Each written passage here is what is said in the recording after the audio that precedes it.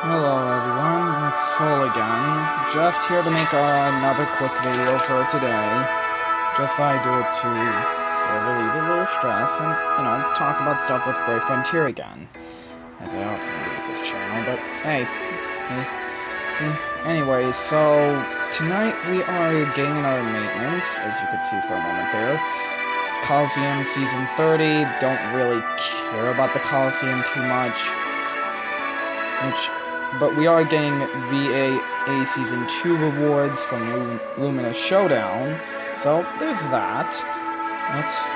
Frontier Hunter is also going to be starting tomorrow, and there's a Brave Insignia Bazaar update coming because of this unit.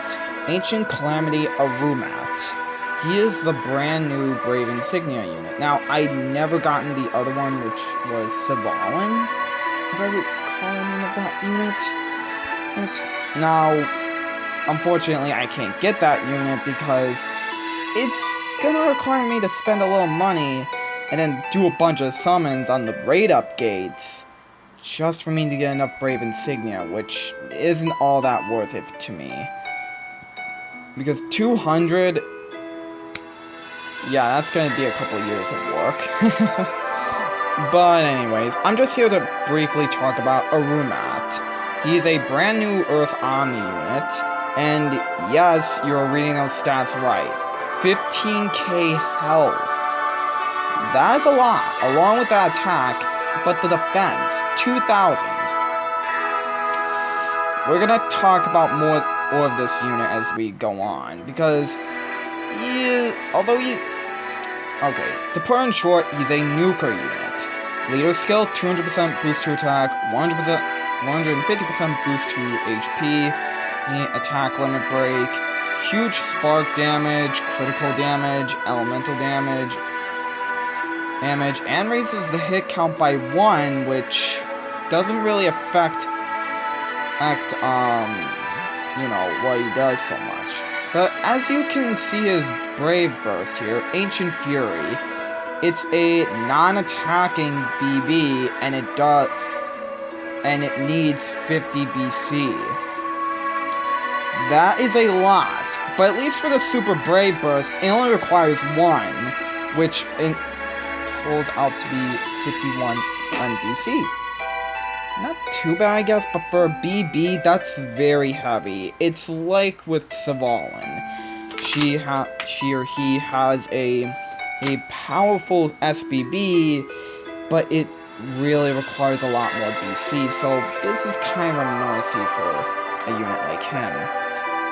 And now, as you can see, he gives a huge attack boost and critical hit rate. That attack boost is something you don't see, and that's really huge.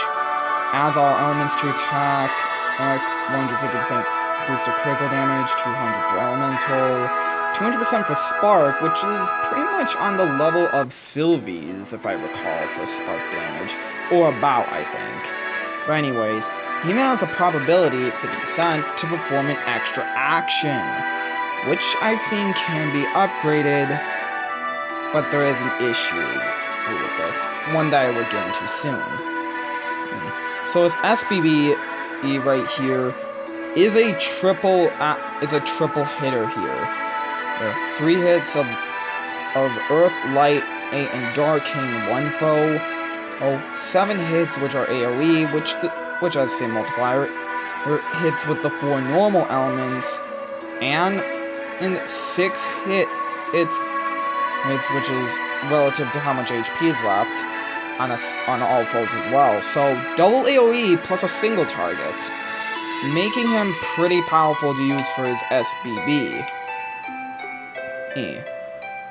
Oh, and he boosts his own attack by 300% and fills the OD gauge by 10%, which that's not too bad. This means he could gain a 600% multiplier boost to his attack for 3 turns. But this is if you can get off the BB first, then the SBB. The BB is harder to get off. UBB is pretty much the same amount of BC required for the BB, but relatively normal for a UBB, to be honest. this has a high multiplier that can really devastate right here for a UBB. He will gain in a spark damage boost for himself, but all other allies gain a critical and elemental damage buff as well for 5 turns. So this is a very powerful UBB here. But the extra skill, as you're reading now, all of your squad members receive 20% extra damage. This is a risky unit here to use, because 20% extra damage? When we only get, like, extra skills that reduce damage by 5% for all types of damage, except for DOT. This is a bit much, 20%. Now, he does give a spark, critical, and elemental damage boost for all allies if he has a attack sphere equipped, and he has a 20k attack limit break. Now, is this the best extra skill? Damage-wise, yes. Survivability, hell no. Oh no. That is not going to help, especially with one of his SP options. And this is a really big issue. While he can gain a 100% boost to attack and HP, look at the 5 option. Reduce it to 1? He already has crappy defense as it is, so why do we need to reduce that any further? For most people, it's a big skip until you read his massive 90-point SP option, which gives him a probability of activating his SBB twice in the same turn. But you need to have that defense and reduction unlocked to do so. And then you can get the other 30, so this way it's a guaranteed chance to perform SBB twice in a single turn. But again, it requires 90 SP, which is a lot to ask out of a unit like this. So your options on him are really limited if you decide to want to get that double SBB usage right there. His other options are spark, critical, elemental damage boost. He even gets a normal hit amount increase, which gives additional damage as well. Not DOT, just more damage to him. He can also negate elemental and critical, not really a worthwhile SP option. And this one's very good for the BB, enhancing the probability of using the BB twice. So this way, he can do one extra action guaranteed compared to a unit like Grant.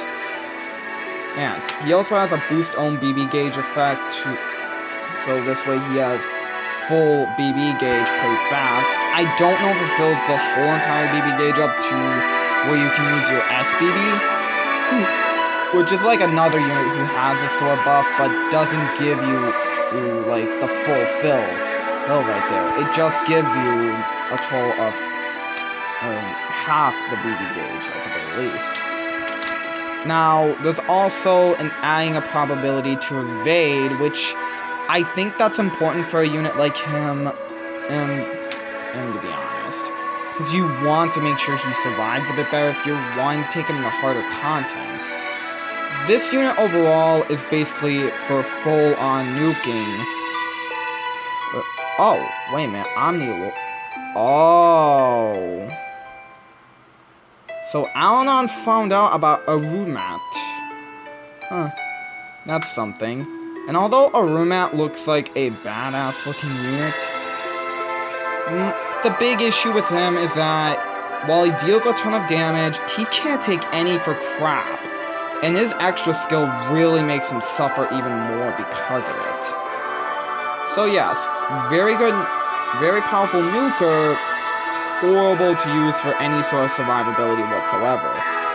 And if you plan on taking this 90 SP option route where you have to reduce his defense to 1, but give him a double probability of using his SBB, it's a very risky play, as Arumat will most likely perish within a turn against harder foes.